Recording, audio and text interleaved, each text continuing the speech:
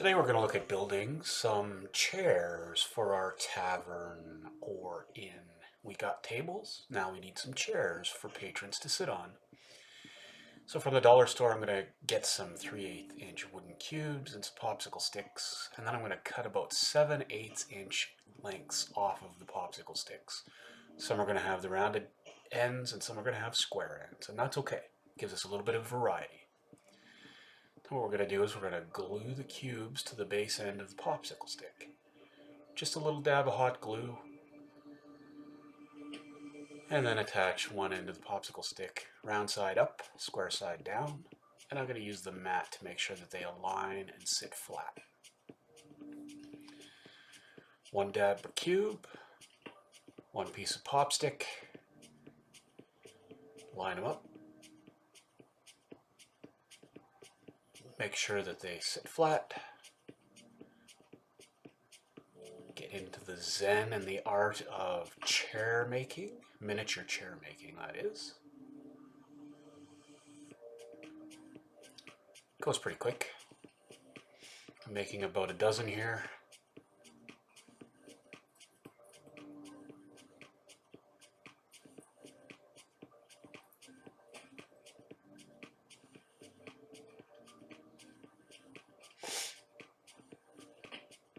These guys are really quick, especially if you can find 3/8 inch cubes. I find that the 3/8 inch cubes look to scale next to a 28mm miniature. And they're about the same width as the popsicle sticks, give or take a millimeter or two, or a 1/16 of an inch or two. Not too worried about that. When they get painted up and dry brushed, they'll all look pretty good.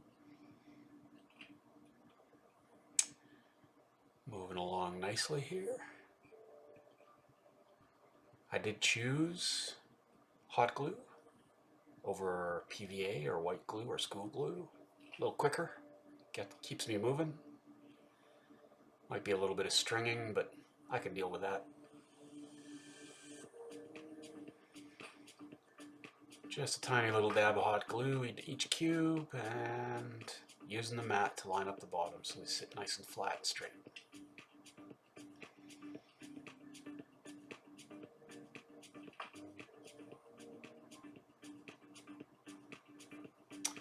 The ergonomics of these high straight back chairs are not 100%, but I don't think the miniatures are going to complain after a busy quest of slaying dragons and running from beholders. Comfy place to sit and have a tankard of beer.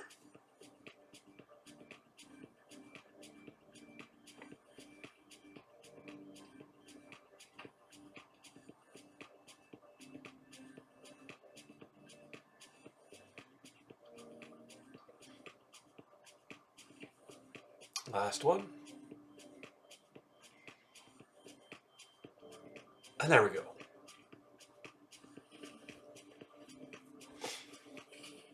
And now I'm going to paint them, and I'm going to keep to my previous color scheme. So I'm using a dark base brown of a color called coffee bean. Just happens to be what I have. We're in a little bit of a pandemic supply situation here, so this was the only darkish brown large bottle they had at my dollar store, so I took it. It works.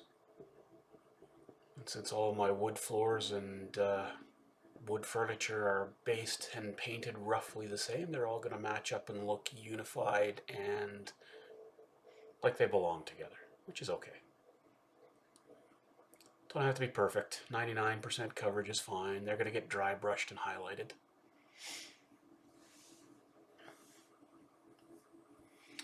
Just using a cheap brush from a dollar store variety pack of craft brushes here.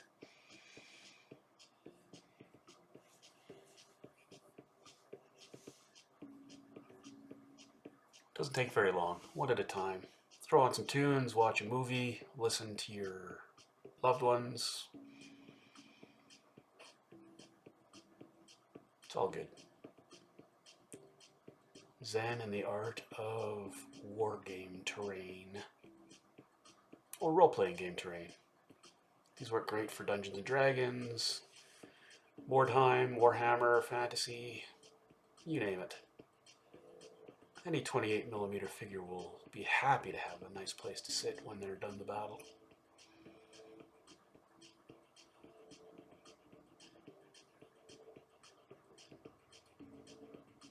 Just slapping the paint on.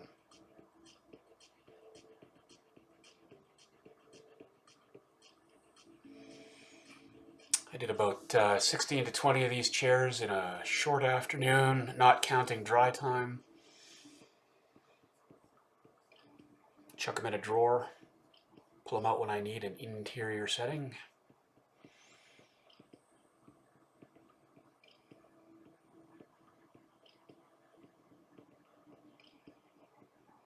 And they can be used in any interior setting.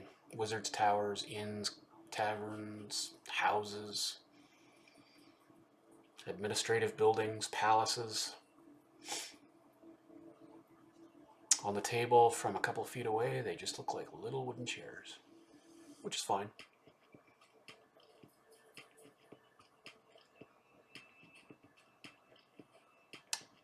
Paint on my fingers, I'm not too worried about.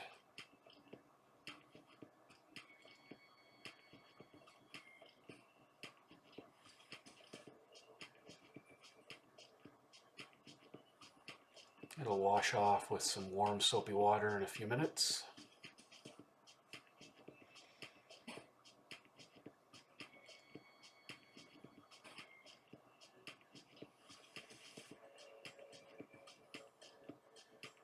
A couple more to go.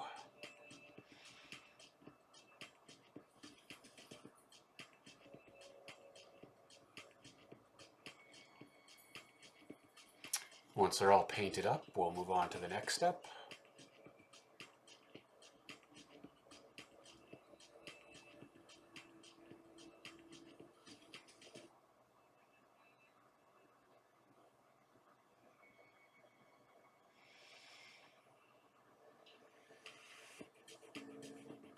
I'm going to dry brush them with my camel color and a little bit of orangey tan to highlight.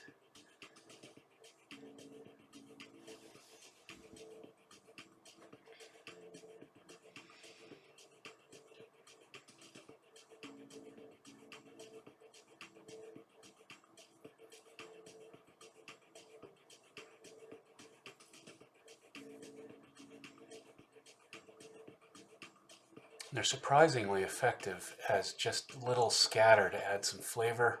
If you have an adventure indoors where people are bar brawling or engaged in combat, they can be thrown across the room or they can be used for cover. And they'll amp up the atmosphere a little bit. Bring a little more life to your tiles and your games.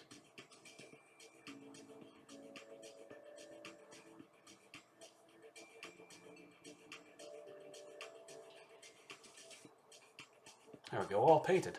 On to the next step. Oh, little touch up there.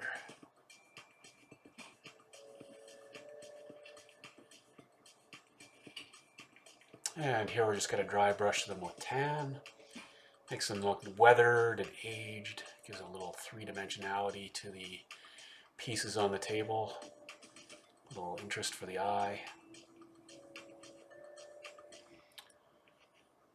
Not looking for full coverage. I want some of the brown to show through. I might disguise some of the patchiness here. I like to paint these because the raw wood looks just a little too unprocessed. Or maybe a little too processed, as the case may be. You could experiment with washes or whatnot. These cubes have a touch of some kind of finish on them, so I'm not sure if they would absorb a wash very well. If you can get raw cubes without a finish on them, that's a good idea. They might work better with a wash or just a simpler technique. I found this was pretty quick.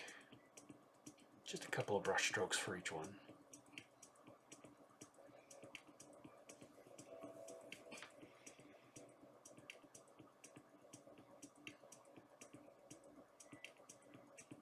I see my card doesn't mention highlighting, but that's what we're doing here. And once we're done here, I'll show you the technique to mimic chair legs.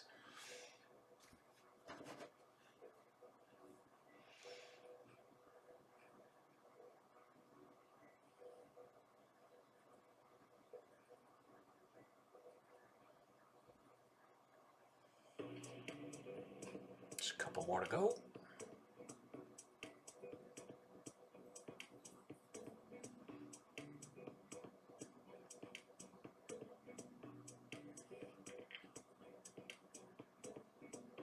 And had a pale spot on it, so I loaded the brush up again and used the dry brushing to hide that a little bit. Dry brushing is your friend.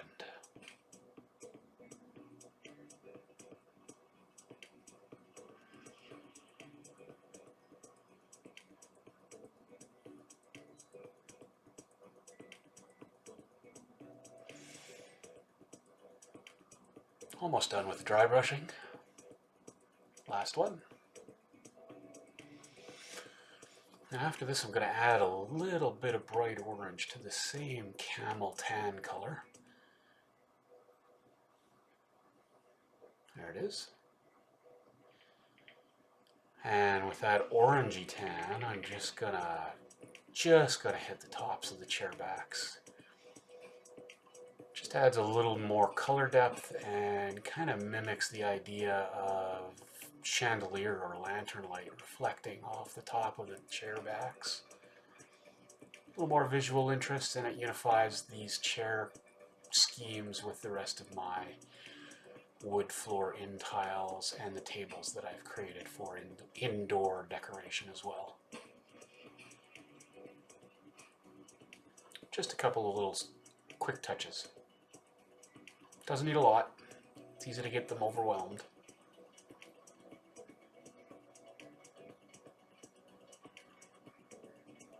A couple more.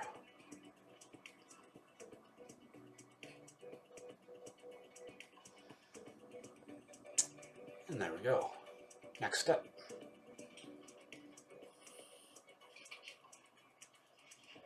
Here I've got a little rectangular spade-shaped brush that has a very sharp edge.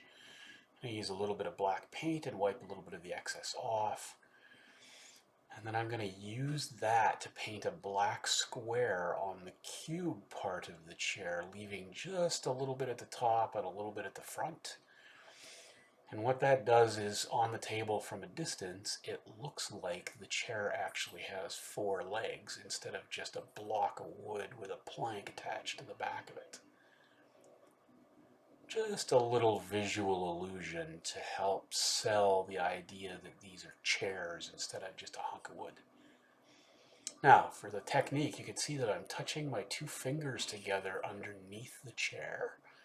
And what that does is it allows me to stabilize my painting hand and the hand that is holding the little chair. Here I didn't because I just wanted to do one quick swap. But if you touch one finger or one hand to the other, it stabilizes things so you have a little bit finer control of your brush. And here I'm just showing you some chairs that I've made that show those 4 legs going. 2 feet away on a table, surrounded by minis. They look great. And now I'm just gonna hit them with a little Mod Podge, just to keep the paint from chipping off and just to keep them, make them a little bit more durable. If I'm gonna chuck them in a drawer or pile them up like a, pile of candy or fistful of terrain and just throw them in a bucket or something, I don't want them getting chipped up or scratched. So this Mod Podge step will help with that. Might get a little on my fingers here, but I'm not too worried about it. I'll wash them off with warm soapy water at the end. And this way these chairs will last forever. Forever. Well, as long as I need them to.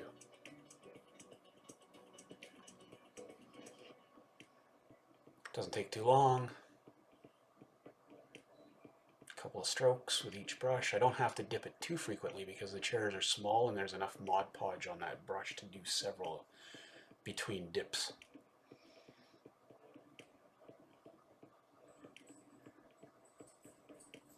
Looking good. Hat tip to DM Scotty.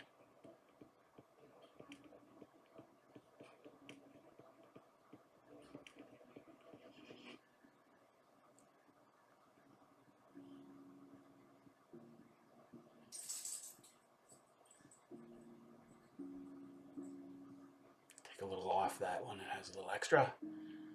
And put it on the next one.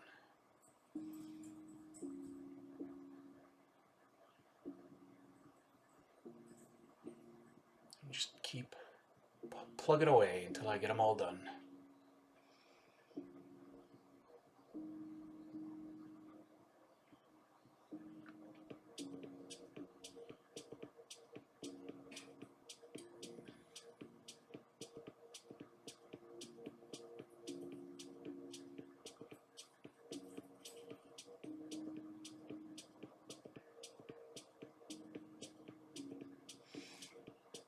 One chair at a time.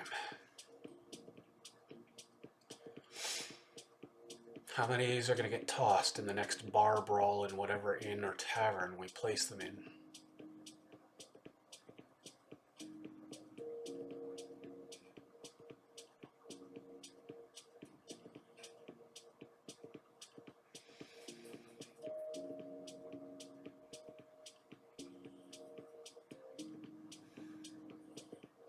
Who knows?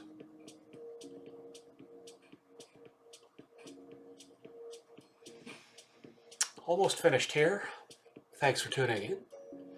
Check back for the next video where we're going to take a look at some other items to place inside your interior setups to add character and flavor.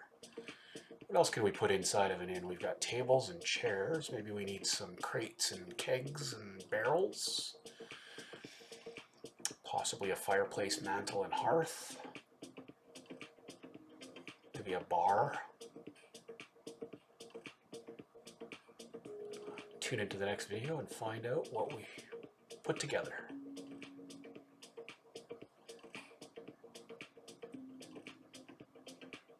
Last one. Thanks for joining me for this tutorial video. Catch you on the next one.